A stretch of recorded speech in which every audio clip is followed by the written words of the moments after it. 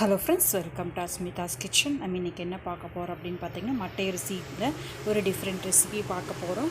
எப்போவும் மட்டை அரிசியில் ரைஸ் செய்கிறோம் அப்படின்னு கெட்டியாக இருக்குது அப்படின்னு நினைப்போம். ஸோ இப்போ வந்து நம்ம ஒரு பனியாரம் செய்யலாம். மட்டை அரிசியை ஒரு 12 hours ஊற வச்சுக்கோங்க. உளுந்து, வெந்தயம், ஓகேங்களா. ஸோ மட்டை அரிசி நான் 3 டம்ளர் எடுத்திருக்கேன். அரை டம்ளர் உளுந்து எடுத்திருக்கேன். ஒரு கைப்பிடி அளவுக்கு வெந்தயம் எடுத்து 12 hours ஊற வச்சு நல்லா நைஸாக மாவு பார்த்துக்கு இட்லி தோசை மாவு வரப்போ இல்லைங்களா, அந்த மாதிரி மாவு அரைச்சி எடுத்து வச்சுக்கோங்க. ஸோ இப்போ காலையில் பார்த்தீங்கன்னா நல்லா புளிச்சு மேலே வந்திருக்கு. ஸோ அதை அப்படியே நல்லா கலக்கி வச்சுக்கோங்க. ஸோ அந்த மாவில் நம்மளுக்கு எவ்வளோ தேவையோ இட்லி தோசை செய்யலாம். ஸோ அதனால் பனியாரம் செய்கிறதுக்கு எவ்வளோ தேவையோ அந்த அளவுக்கு மாவு எடுத்துக்கிறோம். அதுக்குள்ளே வந்து பெரிய வெங்காயம் பொடி பொடியாக நறுக்கியது, கொத்தமல்லி தழை பொடியை நறுக்கியது, இஞ்சி பொடியை நறுக்கியது, பச்சை வெங்காயம், பச்சை மிளகாய் பொடியை நறுக்கியது, கொத்தமல்லி தழை, கருகாப்பில் பொடியை நறுக்கியது. ஸோ இது கூட கேரட் இருந்தால் கேரட் போட்டுக்கலாம். லாக்டவுன் அப்படிங்கிறனால கேரட் இல்லை அப்படிங்கிறனால நான் போடலை. ஸோ நல்லா மிக்ஸ் பண்ணி வச்சுக்கோங்க. நல்லா மிக்ஸ் பண்ணிக்கோங்க. உப்பு வேணும் அப்படின்னா உப்பு ஆட் பண்ணிக்கோங்க. நான் ஆல்ரெடி மாவில் கொஞ்சம் உப்பு அதிகமாக இருக்குது அப்படின்னால ஆட் பண்ணலை. Subscribe our channel, touch the bell button, all. So இப்போ உங்களுக்கு பனியாரக்கல் இருந்துச்சு அப்படின்னா அடுப்பில் வச்சுக்கோங்க. ஸோ அதை அடுப்பில் வச்சுட்டு நல்லா ஹீட் ஆகட்டும்.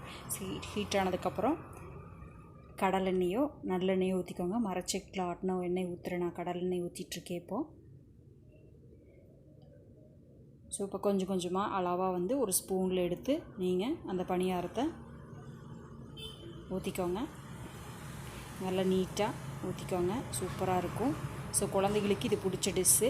ஸோ மட்டை அரிசியில் ரைஸில் சாப்பாடு செஞ்சு சாப்பிடும்போது இது குழந்தைங்க சாப்பிட மாட்டாங்க. பெரியவங்க வேணால் உடம்புக்கு நல்லது அப்படின்னு சாப்பிடுவாங்க. ஆனால் குட்டீஸ் வந்து சாப்பிட மாட்டாங்க. ஸோ அவங்களுக்காக என்ன பண்ணலாம் அப்படின்னு இந்த மாதிரி பனியாரம் மாதிரி ஊற்றி கொடுக்கலாம்.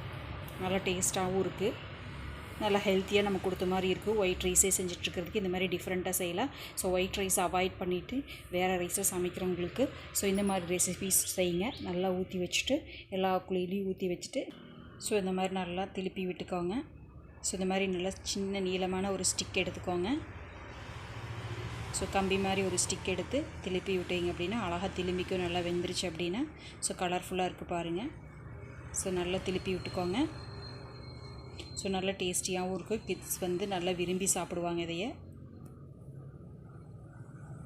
ஸோ இதுக்கு வந்து தேங்காய் சட்னி வச்சிங்கன்னா ரொம்ப நல்லாயிருக்கும். நான்வெஜ் ரெசிபிஸ் இருந்துச்சுன்னா நான்வெஜ் குழம்பு தொட்டு சாப்பிட்டாலும் சூப்பராக இருக்கும். ஸோ அவ்வளோதான். இந்த மாதிரி நீங்கள் செஞ்சு பாருங்கள். இது ஒரு 5 minutes மறுபடியும் ஒரு மூடி போட்டு மூடி வச்சிட்டிங்க அப்படின்னா சூப்பராக வெந்துடும். நம்ம எடுத்து அப்படியே சேவ் பண்ணிடலாம். ஸோ குழந்தைகளுக்கு சுட சுட சாப்பிட்லாம். இப்போ நல்லா வெந்துருச்சு, நான் எடுக்கிறேன். சாப்பிட்டு பாருங்கள். டேஸ்ட் நல்லாயிருக்கும். நம்ம சேனலை சப்ஸ்கிரைப் பண்ணலாம், சப்ஸ்கிரைப் பண்ணிக்கோங்க.